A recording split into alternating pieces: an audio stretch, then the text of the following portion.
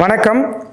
நான் உங்கள் ஆத்ம நண்பன். நாளும் கோளும் நன்னிலை பொருந்திய இந்த நன்னாளில் எல்லோருடைய வாழ்க்கையிலும் நிம்மதி, திருப்தி, சந்தோஷத்துடன் கூடிய செல்வ செழிப்பான வாழ்க்கை வாழ பரிபூரணத்துவமான வாழ்த்துக்கள்.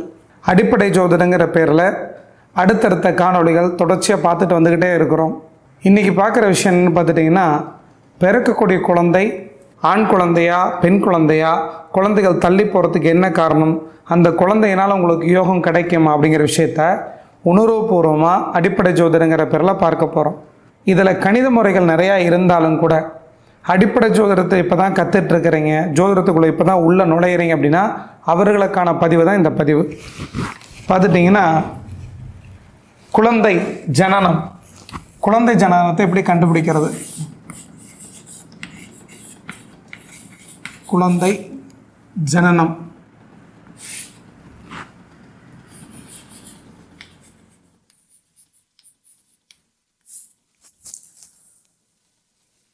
ஏற்கனவே பார்த்தாச்சு.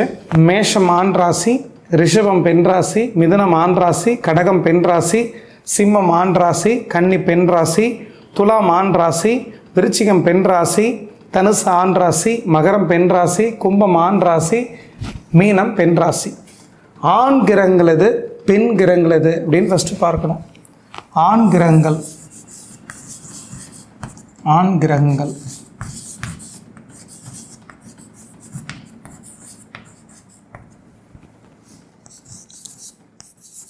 சூரியன்,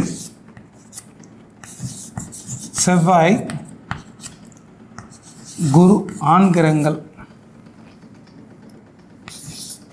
பெண் கிரகங்கள்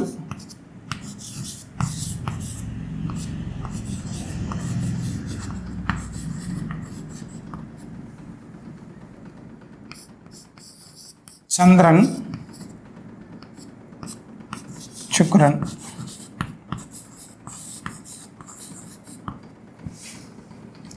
அதற்கடுத்து அலி கிரகம், அலி கிரகங்கள். அலி கிரகங்கள் சனி, புதன், ராகு, கேதுவை பொறுத்த வரைக்கும் பச்சோந்தி கிரகங்கள். அது இங்கே எழுத வேண்டியதில்லை, அது அலி கிரகம் சில பேர் சொல்லுவாங்க. அது பச்சோந்தி கிரகங்கள். இருக்கக்கூடிய இடத்துக்கு தகுந்தாற் போல் தன்னை தகவமைச்சுக்கும். அப்போ பார்த்துட்டிங்கன்னா, ஆண் கிரகங்கள் ராசி கட்டத்தில் ஆண் வீட்டில் இருக்குதான்னு பாருங்கள். இதில் முக்கியமான விஷயம் என்னென்னா, ஒரு ராசி கட்டத்தில் 30 பாகை, 30 டிகிரி கொண்டது. அது பாகை, கலை, விகலைன்னு சொல்லலாம், ஸ்புடம்னு சொல்லலாம், டிகிரின்னு சொல்லலாம். அப்போ ஒரு ராசி கட்டங்கிறது 30 பாகை கொண்டது. இப்போ அந்த ராசி கட்டத்தில் 30 பாகையில் முதல் 15 டிகிரி ஆண் ராசியாக இருந்தால், முதல் 15 டிகிரி ஆண் ராசியாக இருந்தால் ஆண் ஹோரை, சூரிய ஹோரைன்னு சொல்லுவாங்க. பிற்பகுதியில் இருக்கக்கூடிய 15 டிகிரிங்கிறது பெண் ஹோரை, சந்திர ஹோரைன்னு சொல்லுவாங்க. உதாரணத்துக்கு மேசத்தை எடுத்துக்குவோம். மேசத்தில் முதல் 15 டிகிரிங்கிறது ஆண் அப்படிங்கிறதுனால சூரிய ஹோரைன்னு பேர். பிற்பகுதியில் இருக்கக்கூடிய 15 டிகிரிங்கிறது சந்திர ஹோரை. அப்போது ஒரு கிரகம் ஆண் கிரகமா பெண் கிரகமா, அது ஆண் வீட்டில் உட்காந்துருக்கா பெண் வீட்டில் உட்காந்துருக்கான்னு பார்த்தாலும் கூட முதல் 15 டிகிரியில் ஆண் ராசியில் ஒரு கிரகம் இருக்கும் பொழுது முதல் 15 டிகிரி சூரிய ஹோரையாக இருக்கும். பிற்பகுதியில் 15 டிகிரிங்கிறது சந்திர ஹோரையாக இருக்கும். இதே பெண் ராசியாக இருந்துச்சுன்னா, பெண் ராசினா ரிஷபத்தை எடுத்துக்கோமே, முதல் 15 டிகிரி சந்திரஹோரையாக இருக்கும். சந்திரஹோரையாக முதல் 15 டிகிரி இருக்கும். பிற்பகுதியில் இருக்கக்கூடிய 15 டிகிரிங்கிறது சூரிய ஹோரை, ஆண் ஹோரையாக இருக்கும். அப்படியே மாறிக்கிட்டே போகும். மேசத்தில் முதல் 15 டிகிரி ஆண் ஹோரை, பிற்பகுதியில் இருக்கக்கூடிய 15 டிகிரி பெண் ஹோரை. ரிஷபத்தில் முன்பகுதி 15 டிகிரிங்கிறது பெண் ஹோரை, பிற்பகுதியில் இருக்கக்கூடிய 15 டிகிரிங்கிறது ஆண் ஹோரை. மிதுனத்தில் முன் 15 டிகிரிங்கிறது ஆண் ஹோரை, பின் 15 டிகிரிங்கிறது பெண் ஹோரை. கடகத்தில் முன் 15 டிகிரிங்கிறது பெண் ஹோரை, பின் 15ங்கிறது ஆண் ஹோரை. சிம்மத்தில் முதல் 15 டிகிரிங்கிறது ஆண் ஹோரை, பின் 15 டிகிரிங்கிறது பெண் ஹோரை. கன்னியில் முதல் 15 டிகிரி ஆண் ஹோரை, பின்னாடி இருக்கக்கூடிய 15 டிகிரி பெண் ஹோரை. துலாத்தில் முதல் 15 டிகிரி ஆண் ஹோரை, பின்னாடி இருக்கக்கூடிய 15 டிகிரி பெண் ஹோரை. விருச்சிகத்தில் முதல்ல இருக்கக்கூடிய 15 டிகிரி பெண் ஹோரை, பின்னாடி இருக்கக்கூடிய 15 டிகிரி ஆண் ஹோரை. தனுசில் முதல் 15 டிகிரி ஆண் ஹோரை, பின்னாடி இருக்கக்கூடிய 15 டிகிரி பெண் ஹோரை. மகரத்தில் முதல் 15 டிகிரி ஆண் ஹோரை, பின்னாடி இருக்கக்கூடிய 15 டிகிரி பெண் ஹோரை. கும்பத்தில் முதல் 15 டிகிரி ஆண் ஹோரை, பின்னாடி இருக்கக்கூடிய 15 டிகிரி பெண் ஹோரை. மீனத்தில் முதல் 15 டிகிரி பெண் ஹோரை, பின்னாடி இருக்கக்கூடிய 15 டிகிரி ஆண் ஹோரை. இப்படி ஒரு கிரகத்தை பொறுத்த வரைக்கும் ஆண் கிரகமாக இருந்தாலும் கூட அது சூரிய ஹோரையில் இருக்குதா, அதாவது ஆண் ஹோரையில் இருக்குதா, இல்லை சந்திர ஹோரைங்கிற பெண் ஹோரையில் இருக்குதான்னு பார்க்கணும். அதற்கடுத்து குழந்தையை கொடுக்கக்கூடிய ஸ்தானம் அப்படின்னு பார்த்துட்டிங்கன்னா பாவகம், 5ஆம் பாவகம். லக்கணத்தை தொட்டு 5ஆம் பாவகம் தான் குழந்தை கொடுக்கக்கூடிய பாவகம். குழந்தை கொடுக்கக்கூடிய காரக கிரகங்கிறது புத்திர காரகன் குரு. இப்போ பார்த்துட்டிங்கன்னா 5ஆம் பாவம், 5ஆம் பாவகத்தின் அதிபதி, காரக கிரகமாக இருக்கக்கூடிய குரு. இந்த 3 விஷயத்தையும் பார்த்தீங்கன்னா மட்டும்தான் பிறக்கக்கூடிய குழந்தை சிறப்பாக பிறக்குமா, நல்லா பிறக்குமா, அந்த குழந்தை ஆண் குழந்தையா பெண் குழந்தையா அப்படிங்கிற விஷயத்தை கணிதத்தை எடுக்க முடியும். அது மட்டும் இல்லாமல் நவாம்ச கட்டத்திலையும் அந்த கிரகத்தோட வலிமையை போய் பார்க்கணும். அது இல்லாமல் சப்தாம்சம் அப்படின்னா ஒரு ராசியில் இருக்கக்கூடிய 30 பாகையை சரிசமமாக 7 பகுதிகளாக 7 பாகமாக பிரித்து சப்தாம்சத்தை முன்னோர்கள் கண்டுபிடிச்சி கொடுத்துருக்காங்க.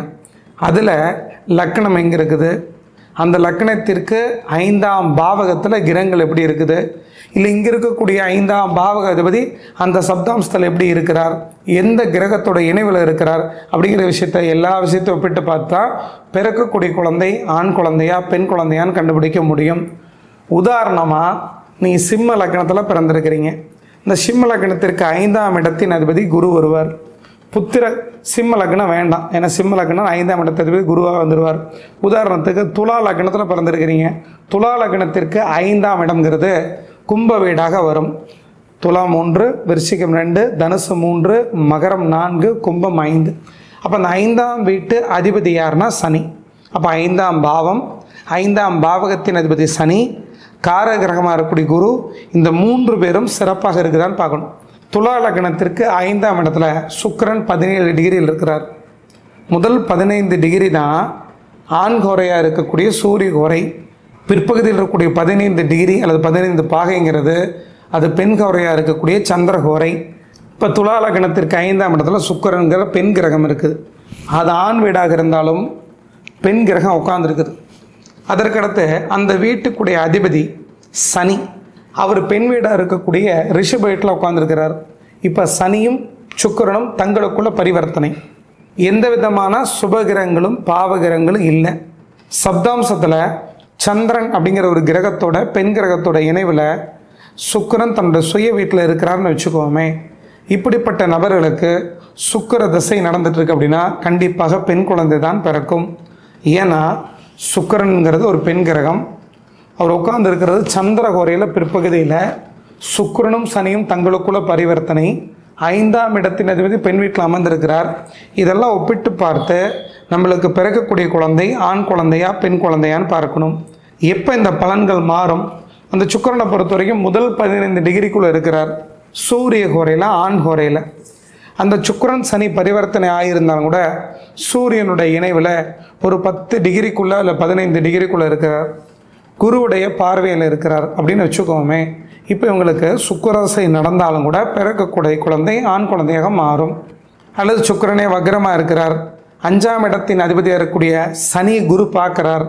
இப்படிலாம் பார்க்கும் பொழுது நிச்சயமாக பிறக்கக்கூடிய குழந்தை தள்ளி போகிறது, இல்லை ஆண் குழந்தையாக பிறக்கிறது, இப்படிப்பட்ட வாய்ப்புகள் உண்டு. அப்போ 5ஆம் இடம், 5ஆம் இடத்தின் அதிபதி, காரகரமாக இருக்கக்கூடிய குரு, 3ஐயும் ஒப்பிட்டு பார்த்து தான் பிறக்கக்கூடிய குழந்தை ஆணா பெண்ணா அப்படின்னு கண்டுபிடிக்க முடியும். இதே நீங்கள் பிறக்கிறது மேஷ லக்னத்தில் பிறந்திருக்கிறீங்க. உதாரணமாக சிம்ம வீட்டின் அதிபதி சூரியன், அவர் சிம்ம வீட்டிலையும் ஆட்சி பெற்று வலுவாக இருக்கிறார். குருங்கிற ஒரு கிரகம் இங்கிருந்து அங்கே பார்க்குது. அப்போ ஆண் வீடு 15 டிகிரியில் முன்பகுதியில் உட்காந்துருக்கிறார் சூரியன், குருவும் பார்க்குறாரு. அவங்களுக்கு நல்ல யோக தசை நடந்துகிட்ருக்குது, குரு தசையும் நடக்குதுன்னு வச்சோமே, பாக்கிய அதிபதி தசை நடந்துகிட்ருக்குது. அவங்களுக்கு பிறக்கக்கூடிய குழந்தை 5ஆம் இடத்தை எந்த பாவ கிரகமும் தொடர்பு கொள்ளாமல் இருக்கும் பொழுது, ஆண் கிரகமாக இருக்கக்கூடிய சூரியனோ ஆண் கிரகமாக இருக்கக்கூடிய செவ்வாயோ சேர்ந்தோ தனித்தோ இருக்கும் பொழுது அந்த இடத்த குரு பார்த்தார்னா கண்டிப்பாக பிறக்கக்கூடிய குழந்தை நல்ல யோக தசை நடக்கும் பொழுது ஆண் குழந்தையாக பிறக்கும். சரிங்க, முதல் குழந்தை ஆணாகவோ அல்லது பெண்ணாகவோ பிறந்துருச்சு. அடுத்த குழந்தை என்ன குழந்தைன்னு எப்படி கண்டுபிடிக்கிறது அப்படின்னு பார்க்கும் பொழுது, 5ஆம் இடங்கிறது புத்திரஸ்தானம். அந்த 5ஆம் இடத்திற்கு 3ஆம் இடம், 5ஆம் இடத்தையும் தொட்டு 3ஆம் இடங்கிறது சகோரஸ்தானம். இப்போ 5, 6, 7, 5ஆம் இடத்தை தொட்டு எண்ணி பார்க்கும் பொழுது 7ஆம் இடம் வரும். இது அடுத்த குழந்தை. அது அடுத்த குழந்தையை பார்க்கும் பொழுது 7, 8, 9. இது அதுக்கு அடுத்த குழந்தை. அதுக்கு அடுத்த குழந்தையை பார்க்கணும், 4வது குழந்தையை பார்க்கணும், 9, 10, 11. அப்போ பார்த்துட்டிங்கன்னா 3ஆம் இடங்கிறது சகோரஸ்தானம். புத்திரஸ்தானத்திற்கு 3ஆம் இடத்தை புத்திரஸ்தானத்திலிருந்து எண்ணி எண்ணி பார்த்தீங்கன்னா கண்டுபிடிச்சிக்கலாம். யாருக்கு குழந்தை தள்ளி போகும்? 5ஆம் இடத்துல சனி இருக்கிறார். 5ஆம் இடத்துல சனியை ராகுங்கிற இருள் கிரகம் சேர்ந்துருக்கு. 5ஆம் இடத்த சனி செவ்வாய் 2 பாவ கிரகங்கள் தொடர்பு கொள்ளுது. 5ஆம் இடத்துல குரு வக்ரமாக இருக்கிறார். 5ஆம் இடத்தின் அதிபதி அஸ்தாங்க தோஷத்தில் இருக்கிறார். 5ஆம் இடத்தின் அதிபதி ராகு அல்லது கேதுவோடு சேர்ந்து கிரகண தோஷத்தில் இருக்கிறார். இப்படி எல்லா விஷயத்தையும் ஒப்பிட்டு பார்த்து தான் பலன்கள் எடுக்கணும். யாருக்கு குழந்தை தள்ளி போகும் அப்படின்னா, இப்படிப்பட்ட பாவ கிரகங்கள் தொடர்பு கொள்ளும் பொழுது குழந்தை தள்ளி போகும். யாருக்கு குழந்தை சீக்கிரம் கிடைக்கும்? 5ஆம் இடத்துல இயற்கை சுபராக இருக்கக்கூடிய குரு, சுக்கிரன் அல்லது வளர்பிறை சந்திரன் இணைவு பார்வை இருக்கும் பொழுது கண்டிப்பாக குழந்தை பாக்கியம் கிடைத்துவிடும். அதே நேரத்தில் அந்த 5ஆம் பாவத்திற்கு சுபகிரங்கிற பேரில் குரு அமர்ந்திருக்கிறார், சுக்கிரன் அமர்ந்திருக்கிறார். இப்போ வளர்பிறை சந்திரன் பார்க்குறார். உதாரணத்துக்கு கடக லக்னத்தில் பிறந்திருக்கீங்க. கடக லக்னத்திற்கு 5ஆம் இடத்துல குரு அமர்ந்திருக்கிறார், சுக்கிரன் அமர்ந்திருக்கிறார், சூரியன் தனுசு வீட்டில் இருக்கிறார். ரிஷபத்தில் சந்திரன், முழு வளர்வரை சந்திரனாகக்கூடிய சந்திரன் உச்சம் பெற்று பார்க்குறார். இப்போ என்ன நடக்கும்? அளவுக்கு மிஞ்சினால் அமிர்தம் நஞ்சுங்கிற அடிப்படையில் குழந்தை பாக்கியம் தள்ளி போகிறது, அல்லது குழந்தை பிறந்தாலும் கூட பிடிவாதமாக தனக்கு தோன்ற விஷயத்தெல்லாம் செய்கிறது, தாய் தகப்பனோட பேச்சை மீறி ஒரு விஷயத்தை செயல்படுத்துறது, இப்படிப்பட்ட குழந்தையாக பிறக்கும். ஒரு பாவகம் நசீவும் கூடாது, அளவுக்கு அதிகமான சுபகிரகத்தோட தொடர்பும் கிடைக்கக்கூடாது. அளவுக்கு மிஞ்சினால் அமிர்த நஞ்சுங்கிற பேரில் 5ஆம் பாவம் 5ஆம் பாவக அதிபதிக்கு சுபகிரகத்தோட தொடர்பு இணைவு அளவுக்கு மிஞ்சி கிடைச்சதுன்னா அந்த பாவகம் கெடும் அல்லது நசியும். ராகு கேதுக்களை பொறுத்த வரைக்கும் பச்சோந்தி கிரகங்கள், அலிகிரகங்கள் அப்படின்னா சனி புதனை மட்டும்தான் எடுத்துக்கணும். ராகு கேதுக்களை அலிகிரகம் சொல்லப்பட்டிருந்தா கூட ராகு கேதுகளை பொறுத்த வரைக்கும் இருக்கக்கூடிய இடத்துக்கு தகுந்தாற் போல் தன்னை தகவமைச்சுக்கும். அப்படிங்கிறதுனால அது பச்சோந்தி கிரகம் மட்டும்தான். அது மட்டும் இல்லாமல் ஒரு சிலரை பொறுத்த வரைக்கும் ஆண்களாக இருப்பாங்க, ஆனால் அவங்களுடைய குரல்லாம் பார்த்திங்கன்னா பெண் தன்மையோடு இருக்கும்.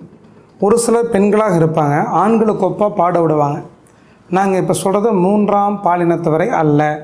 முழுக்க முழுக்க ஆணாக பிறந்திருப்பாங்க, பெண் குரல், கீச்சிடக்கூடிய ஒரு குரல், பெண் தன்மை, பயந்த சுபாவம் இதெல்லாம் இருக்கும்.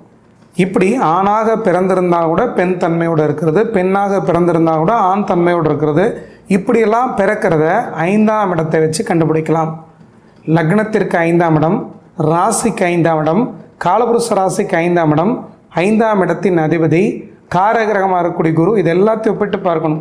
இது எல்லாத்துக்குமே சனி மற்றும் புதனுடைய இணைவு அல்லது தொடர்பு நிச்சயமாக இருக்கும் பொழுது, அது மட்டும் இல்லாமல் அந்த 5ஆம் இடத்தின் அதிபதி அலிகிரகமாக இருக்கக்கூடிய சனி புதனுடைய இணைவில் இருக்கிறது, அது மட்டும் இல்லாமல் சப்தாம்சத்தில் சனி புதனுடைய வீடுகளில் இருக்கிறது, அது மட்டும் இல்லாமல் 5ஆம் இடத்தின் அதிபதியுடைய உபநட்சத்திராதிபதி நின்ற நட்சத்திராதிபதி யாருன்னு பார்க்கணும். அப்படிப்பட்ட நட்சத்திரத்தை பொறுத்த வரைக்கும் அலி நட்சத்திரமாக இருக்கக்கூடாது. அலி நட்சத்திரங்கிறது மூலம், சதயம், மிருகசிரிடம், இந்த 3 நட்சத்திரங்கள் அலி நட்சத்திரங்கள். இதெல்லாம் இருந்துச்சு அப்படின்னா அவங்கள பொறுத்த வரைக்கும் பெண்ணாக பிறந்திருந்தால் கூட ஆண் தன்மையோடு இருப்பாங்க, ஆணாக பிறந்திருந்தால் கூட பெண் தன்மையோடு இருப்பாங்கன்னு புரிஞ்சுங்க. பெருமை மிக்க படைப்பாக இருக்கக்கூடிய 3ஆம் பாலினத்தவர்கள் பிறக்கிறதுக்கான காரணம் இது ஒரு மிகவும் நுட்பமான விஷயம். அதற்கு தனிப்பட்ட உதாரண ஜாதகத்தை போட்டு விளக்கினா தான் புரியும். இருந்தால் கூட முடிஞ்ச அளவுக்கு சொல்லித்தரோம். மிருகசிரிடம், அதற்கடுத்து மூலம், சதயம், இதை பொறுத்த வரைக்கும் இந்த 3 நட்சத்திரங்களை பொறுத்த வரைக்கும் அலி நட்சத்திரங்கள்.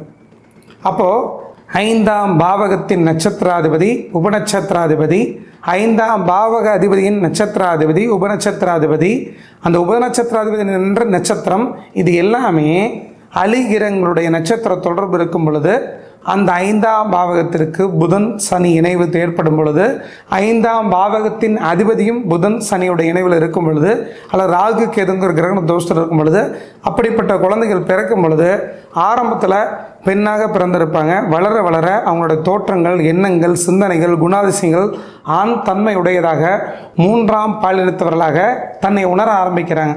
அதே போல் ஒரு ஆண் குழந்தை பிறந்துருச்சு. அந்த ஆண் குழந்தையை பொறுத்த வரைக்கும் தன்னுடைய சக ஆண் நண்பர்களோடு இருந்தாலும் கூட பயத்தையும் குற்ற உணர்வையும் அனுபவிப்பாங்க. இது பெண்களோட சேர்ந்து இருக்கும் பொழுது மிகவும் பாதுகாப்பாக இருக்கிறதா கருதுவாங்க. அப்படிப்பட்ட சிறார்களை பொறுத்த வரைக்கும் தன்னுடைய 15, 16 வயதுக்கு பிறகு தன்னுடைய உடல் இருக்கக்கூடிய மாற்றங்களை உணர்ந்ததுக்கு பிறகு தான் தாம் மூன்றாம் பாலினத்தவர் அப்படின்னு உணரவே ஆரம்பிப்பாங்க. இது எல்லாத்தையும் ஜோதிடத்தில் கண்டுபிடிக்க முடியுமானா மிகவும் நுட்பமான விஷயமாக இருந்தாலும் கூட நேரத்தை கொஞ்சம் செலவிட்டு ஆராய்ச்சி பண்ண பார்த்தோம்னா கண்டிப்பாக கண்டுபிடிச்சிடலாம். அதற்கு மூன்றாம் பாலினத்தவர்களாக இருக்கக்கூடிய ஜாதகங்களை அவங்களே கொடுத்து ஆய்வு பண்ண சொல்லுவாங்க.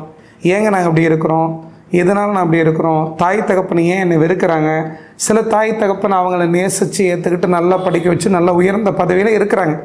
இது எல்லாத்தையும் ஒப்பிட்டு பார்க்கும் பொழுது நம்மளுக்கு சில விஷயங்கள் புலப்படும்.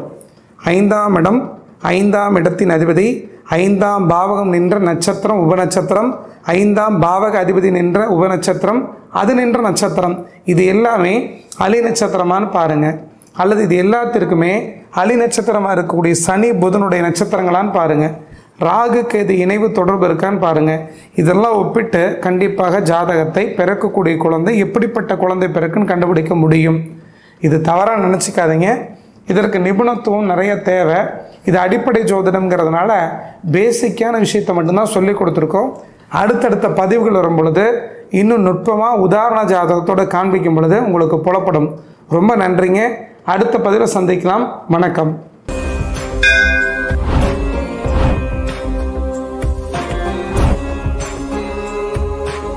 தமிழகத்தை இளைய தளபதி விஜய் ஆழ்வாரான்னு தெரிஞ்சுக்கிறதுக்கு இந்த காணொலியை பாருங்கள். ஹோரைனா என்ன, ஹோரை எப்படி கண்டுபிடிச்சாங்க, கிழமைன்னா என்னன்னு தெரிஞ்சுக்கிறதுக்கு இந்த காணொலியை பாருங்கள். உங்கள் வாழ்க்கையில் நீங்கள் ஆசைப்பட்டது விரும்பினது அத்தனை அடையணும்னா இந்த காணொலியை பாருங்கள். உங்கள் பிறந்த தேதிக்கு லக்கி நம்பர் தெரிஞ்சுக்கணும்னா இந்த காணொலியை பாருங்கள். ரொம்ப நன்றிங்க. அடுத்த பேரை சந்திக்கலாம். வணக்கம்.